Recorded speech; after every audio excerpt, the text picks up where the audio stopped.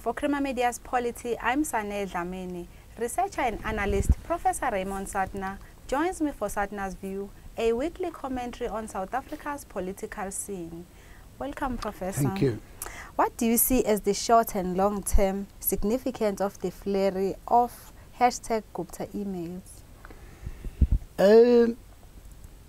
Someone was saying, I think it's the Daily Maverick, is that, are you suffering from Gupta email fatigue? Don't, this, that and the other. It's quite hard to keep track because there's so many scandalous things that are being revealed. And what's interesting is that very few people have denied the authenticity of these emails.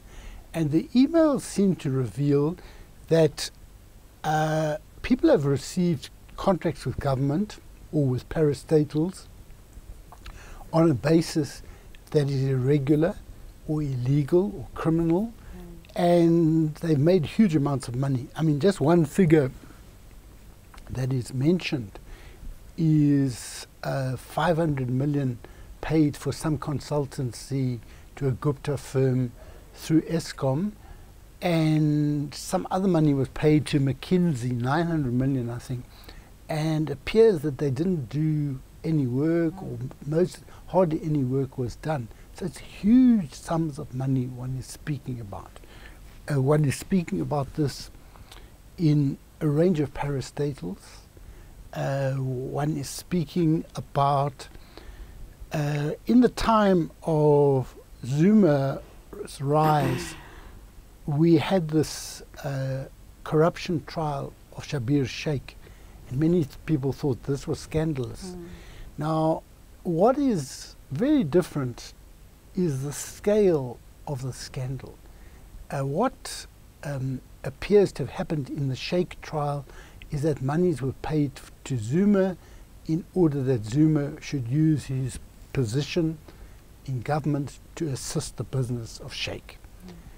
What has happened now is much bigger. What they have done is they have made contact with leading government people, including, obviously the president is included, including people in the president's office, people in a number of other offices of government. The president's son, Dhlamini, is very involved.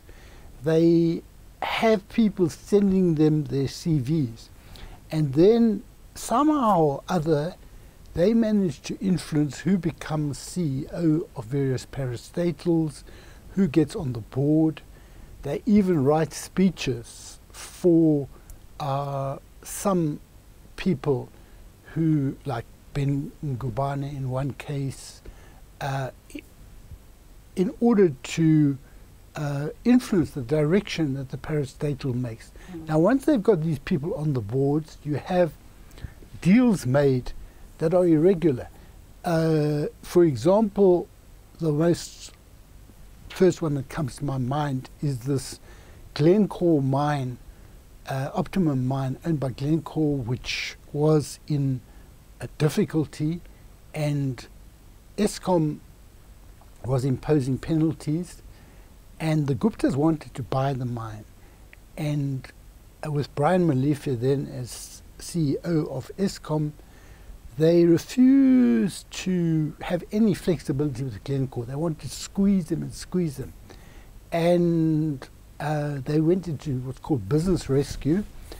And they still didn't want to sell. But eventually there was a meeting in Switzerland. And Zwane, the Minister of Mineral Affairs, went to Switzerland to help clinch the deal for the Guptas. Now, that's not the minister's job. The minister's not supposed to help one business group over another. And when the Guptas bought the mine, all the penalties that were there, that are supposed to be paid by the mine, were reduced to a minuscule part. So what was being used to squeeze Glencore was dropped. You also have situations where people are treated very well, flown on holidays to to buy. They sometimes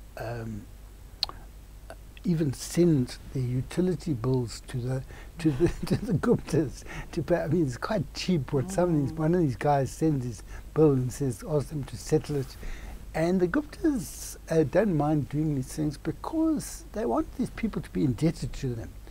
One of the most shocking things is there's now been proof that the way the Gupta's wedding of 2013 was paid for was through this farm, this dairy farm in the Free State, which is paid for out of Free State government, state money, our money as taxpayers, and 30 million was diverted from there to pay for the Gupta's wedding. So the Guptas didn't pay for their own wedding, which cost 30 million. That wedding also threw up other issues. For example, through the contacts that they have, they wanted to land an aircraft, first at OR Tambo, and then later it became at Waterkloof Air Base. It's a military base. And information, codes and things like this related to that military base were given to the Guptas. So that the security of the state was actually compromised by giving this information to private people.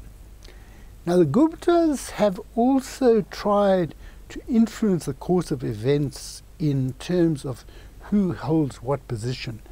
As we know, Van Rooyen spent about a week at the Gupta's home in Saxonwold before he became finance minister. So they knew that he was going to become finance minister, and there is evidence that people understood that when you make a change like that, that the rand will be hit. And it's called shorting the rand. You take a bet on the rand and you can make millions in currency things. So there's evidence that some people who knew about this also took a bet on the currency taking hit. They have also had a lot of influence and contact with the present Minister of Finance, Malusi Gigaba. And when Malusi Gigaba was Minister of Public Enterprises, that is when some of the key changes occurred. It had happened before, but he changed a lot of the boards and a lot of the controls or the high level of influence that the Guptas had started then. Now, the academics and the SACC argue that we now have a situation of a parallel state where you have officials, but that decisions are very often now taken in Saxonwold or by people who are instructed by them, and that it is really a case of a captured state.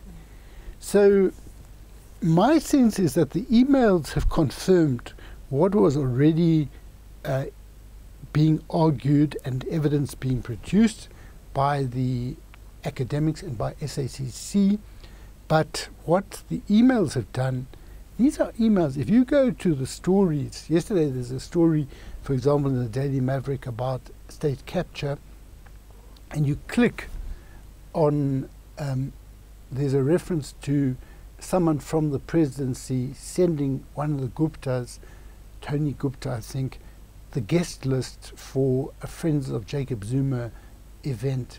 You click on this and you see it's an actual email from within the Guptas. So they've got genuine stuff. They've not got stuff that's just allegations. So I think it's a very grave state of affairs.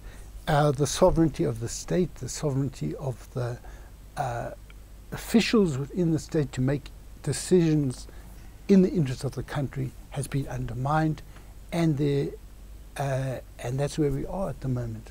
So if there are all these illegalities and irregularities, why have we not been acted on? You know, it's very interesting. As far as I'm aware, there is no pending investigation by SARS, by NPA, by SAPS into these activities. And there ought to be criminal cases, because a lot of this is not just irregular in terms of failing to abide by a minor provision of the Public Finance Management Act. It's actually diverting of state resources on a completely illegal basis to individuals and to companies owned by the Guptas. The problem seems to me to be that everyone is under the command of the president, and a lot of this actually relates to the president. He has benefited from it. They've bought him some property in Dubai. There's a letter being drafted for him to get a second citizenship, I think, in Dubai. And so that who is going to launch a prosecution when they've been appointed by the president, who is the main beneficiary of a lot of these things? And we even see in today's media that the former there was a complaint against Zuma's lawyer, Hali, and the KwaZulu-Natal Law Societies refused to investigate it. And if you look at the complaint, it's actually quite a serious complaint, yet they have decided not just that it has no basis, but that they will not investigate. So this is where things are at the moment. Someone like Mbalula, the Minister of Police, may not be benefiting as much. As far as I'm aware, he's not benefiting from them, although he was told by the Guptas that he was going to be Minister of Sport some 10 years ago. But I don't know if he's in their thrall. But whether he's going to be prepared to risk himself in something like this, I don't know. So far, it seems that there's impunity and our country is in danger. Our money is being stolen and our country, its sovereignty is in danger. Thank you, Professor. Thank you. That was Professor Raymond Suttner speaking to Crima Media's Polity about Lawless State.